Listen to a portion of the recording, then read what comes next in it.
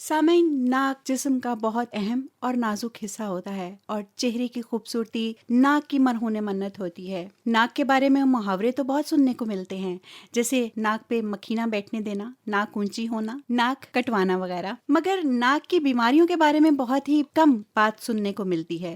और नाक की बीमारियों के बारे में बात करने के लिए हमारे साथ मौजूद हैं डॉक्टर गुलाम नबी साहब। आइए इनसे नाक की बीमारियों के बारे में बात करते हैं।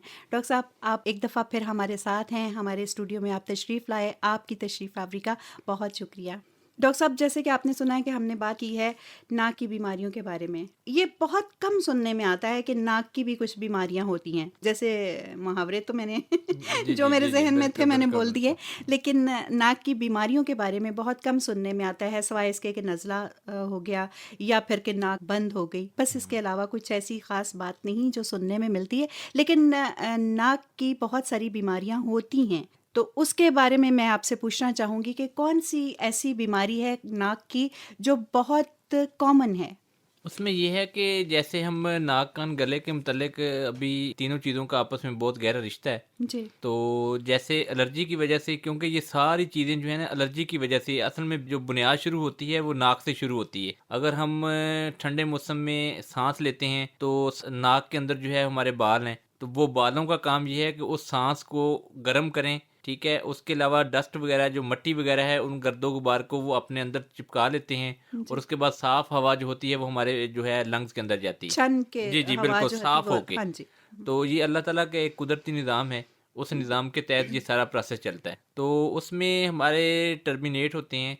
टर्मिनेट से मुराद ये है कि नाक के अंदर जब आप फिंगर डालेंगे या आप नाक को देखेंगे तो उसके लेफ़्ट साइड पे दोनों तरफ नेज़ल के साथ दोनों तरफ जो है छोटे-छोटे उभार होते हैं। हाँ जी, तो हाँ जी। उन जिसको गदूद बोलते जी, हैं जी, शायद। जिनको हाँ हम जी। गदूद बोलते हैं। हुँ, कुछ लोगों में ये हुँ। कंसेप्ट नहीं होता, उनको इस बात का पता नहीं चलता कि अगर वो एलर्जी हुई है तो उनको साँस में थोड़ी-सी प्रॉब्लम हुई है, जी, जिन साँस लेने में दिक्कत का सामना करना पड़ता है। तो होता ये है कि वो जो टर्मिनेट होते हैं वो फूल जाते हैं। जी। और जब वो फूल जाते हैं तो नाक का रास्ता जो है वो बंद कर देते हैं। तो और वो गदूद नहीं होते, ना ही हम उनको गदूद कहते हैं। वो आपका, आप कह लें कि कुदरती तौर पे अल्लाह ताला की तरफ से हर इंसान की बॉडी के अंदर, नाक के अंदर मौजूद हैं।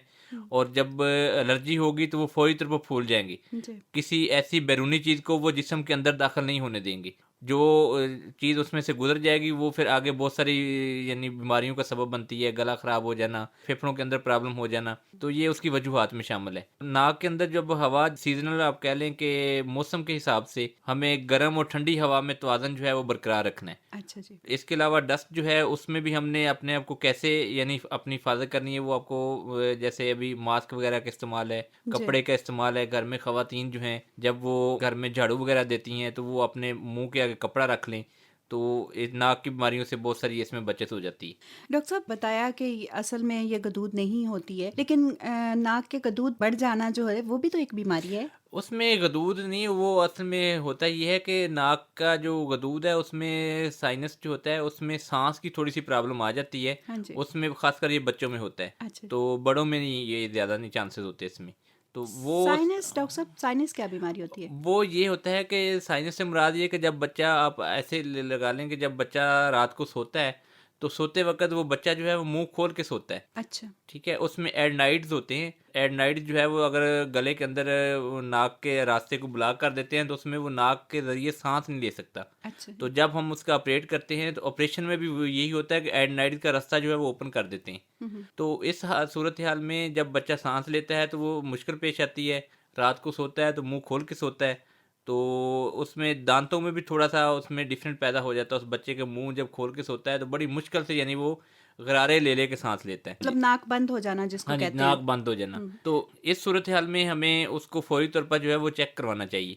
डॉक्टर साहब, इसके लिए कुछ अद्वियात भी तो हैं जो नाक पे बाम वगैरह लगा लिया जाता है कि सांस आसानी से आ जाए। उसमें ये होता है कि वो बाम वगैरह जो जितने भी टोटके निकले हुए हैं उसकी रीज़न यही है कि हुँ। नाक के अंदर जो है वो, अगर इसमें मेडिसिन अगर आप लगाएँ तो वो ज़ेनोसिन होती है, स्प्रे होता है एक। अच्छा जी। वो हम नाक के अंदर जो है वो डालते हैं। डालने के बाद एक तो वो जो आपके कानों को ट्यूब जा रही है, क्योंकि नाक और कान का तल्लक आपस में है। जी, बिल्कुल। गला, नाक, कान तीनों चीज़ें आपस में रिलेटेड हैं। हाँ जी।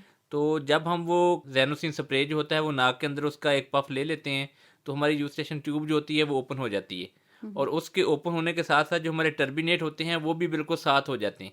यानी वो जल्द के साथ चिपक जाते हैं। तो जब वो चिपक जाते हैं तो उस सूरत में हमें सांस लेने में आसानी पैदा हो जाती है। और कुछ लोगों में ये रुझान पाया जाता है कि नाक से खून का आना। हाँ जी। ठीक है, तो जी। उसमें जो नाक में नक्सीर फूटना जी जिसको कहते नक्सीर हैं। फूटना। कुछ लोग कहते हैं कि ये आपका नाक जो है सीधा ऊपर की तरफ आंखों की तरफ जा रहा है, तो कुछ लोग कहते हैं कि इसका तल्लक सीधा दिमाग के साथ है। और नाक के जो दोनों सुराख हैं कि लोग कहते हैं कि जो खून आ रहा है वो दिमाग से खून आ रहा है। ऐसा हरगज नहीं होता। अच्छा जी। तो यहाँ पे कार्टिलेज है। कार्टिलेज जो आपका नाक का फ्रंट वाला यानी पहला हिस्सा है, ये बड़ा नाजुक हिस्सा होता है। तो होता है इसमें ये है कि बच्चों में कुछ बच्चे जो हैं वो अपनी फिंगर जो है वो नोज के अंदर मारते रहते हैं, यानी नाक के अंदर फिंगर मारना या उंगली का इस्तेमाल करना। तो उसकी वजह से जो है इस हिस्से में जख्म बन जाते हैं। अच्छा। तो यानी वो ब्लीडिंग पॉइंट यानी खून निकलने का एक पॉइंट बन जाता है, जख्म बन जाता है। तो उस जख्म से जो है वो खून आना शुरू हो जाता है। फिर वो किसी भी तरह से आ जाता है। बाज़ दफ़ा ये होता है थोड़ा झटका लगा, वो जो दिमाग से जी। खून आना, मेरा ख्याल वो इसलिए कहा नहीं जाता है कि थोड़ा सा झटका भी हाँ लगा तो खून बिल्कुल, निकल आया। और ये कंसेप्ट बिल्कुल गलत है। क्योंकि उसमें ये होता है कि बच्चा जब जोर से दौड़ेगा तो दौड़ने के दौरान उसके जिस्म का टेम्परेचर थोड़ा सा ज्यादा होगा। तो जैसे ज्यादा होगा या कहीं गिरेगा या झटका लगेगा तो फौरी तौर पर वो जख्म जो है वो फिर ताज़ा हो जाएगा, क्योंकि ये बहुत नाजुक हिस्सा होता है। डॉक्टर साहब, ये जो सर्दियों में ज़ुकाम हो जाता है तो उसकी वजह से बार बार नाक साफ करने की वजह से भी ये जख्म बन जाते हैं। जी जी बिल्कुल। इसमें जो ओल्ड एज के लोग होते हैं, ओल्ड एज से मुराद एक तो बच्चे हैं, जी। और जब 18 साल से बड़े लोग होते हैं उनमें बाज़ दफ़ा ऐसे होता है ज़हनी टेंशन, जी। उसकी वजह से ब्लड प्रेशर का बढ़ जाना। अच्छा जी। तो 40 ईयर यानी 40 साल के बाद तो ब्लड प्रेशर जो है वो एक बहुत ज़्यादा मोस्टली देखने में आया है। हाँ जी। तो कुछ कम एज में भी ब्लड प्रेशर बढ़ना शुरू हो जाता है, और ख़ासकर ये फीमेल में बहुत ज़्यादा है। जी। तो जब ये ब्लड प्रेशर बढ़ता है तो जो ब्लड प्रेशर का प्रेशर होता है वो आपके सेप्टम के ऊपर पड़ता है। नाक का जो पहला हिस्सा है दरमियान वाला, जी। ठीक है, उस हिस्से में बिल्कुल नाजुक हिस्सा है, तो वहाँ से खून ब्लड प्रेशर की वजह से आना शुरू हो जाता है। डॉक्टर साहब, अभी एक आपने बात की, मैं थोड़ा सा हट के आपसे जी जी सवाल करने लगी हूँ। अभी आपने कहा कि ख़वातीन में ब्लड प्रेशर ज़्यादा होता है, जी तो जी। इसकी कोई ख़ास वजह है? इसकी वजह ये है कि आजकल घर के हालात की वजह से, या जैसे आजकल हमारे मुल्क में हालात चल रहे हैं, इन हालात की वजह से ज़हनी टेंशन का बहुत ज़्यादा शिकार ख़वातीन होती हैं। ज़्यादा असर हाँ लेती जी, हैं और ये ब्लड प्रेशर बढ़ना जो है एक ज़हनी टेंशन की बहुत बड़ी अलामत। और उसका असर जो है जी, वो उसका असर जो है जैसे ही ब्लड प्रेशर बढ़ेगा तो उसका असर जो है प्रेशर बढ़ने की वजह से आपके नाक पे पड़ेगा, और अच्छा। नाक पे पड़ने के बाद आपको नाक के अंदर से ब्लीडिंग आना शुरू हो जाएगी, और वो ब्लीडिंग बहुत तेज़ किस्म की होती है, और उसको फिर ब्लड प्रेशर को अगर कंट्रोल करेंगे तो वो रुकेगा। वो रुकेगा, अदरवाइज वो नहीं रुकेगा। अच्छा डॉक्टर साहब, ये जो कहते हैं कि जी नक्सीर फूट गई है, इसका सर सीधा कर दो, पीछे को सर कर दो, जी जी ताकि जो दिमाग में से खून आ रहा है ये बंद हो जाए, जी तो जी। क्या ये तरीका ठीक है? नहीं, ये तरीका ठीक नहीं है ना, सर को सीधा नहीं करना चाहिए। उसकी रीज़न ये है कि सीधा ही नीचे की तरफ ही होना चाहिए नाक का। उसकी वजह ये है कि खून जो है वो नाक से नीचे गिरे। अच्छा जी। अगर वो खून जो आपका, आप उसको पीछे की तरफ करोगे तो आपका नाक में से खून जो है वो आपके गले में जाएगा, गले में आपका वो सारा मैदे में चला जाएगा। तो इस सूरत हाल में जब कहीं भी नक्सीर फूटती है तो वो दिमाग से उसका कोई तल्लक नहीं, ठीक है, वो सिर्फ सेप्टम जो है वो डैमेज हो जाता है, या नोज प्रिकिंग करते हैं लोग, हाथ जो है वो नाक उंगली में जो है वो अपने नाक में मारते इसे हैं। जरासीम भी तो जी बिल्कुल। जरासीम भी तो जी, बच्चे लगते भी ऐसे होंगे। कर हाँ लेते जी। हैं और बड़ों में भी ये आदत होती है। तो इसके अलावा कुछ ऐसी बीमारियां भी होती हैं जी। जिनकी बीमारियों की वजह से भी, जैसे आप लगा लें कैंसर है, हाँ जी। तो कैंसर की वजह से भी नाक का ये नाजुक हिस्सा है, अगर किसी वजह से इसको टच कर दिया तो खून में एक ऐसी कैफियत पैदा हो जाती है कि कैंसर की वजह से भी जो है वो खून आना शुरू हो जाता है, खून रुकता नहीं।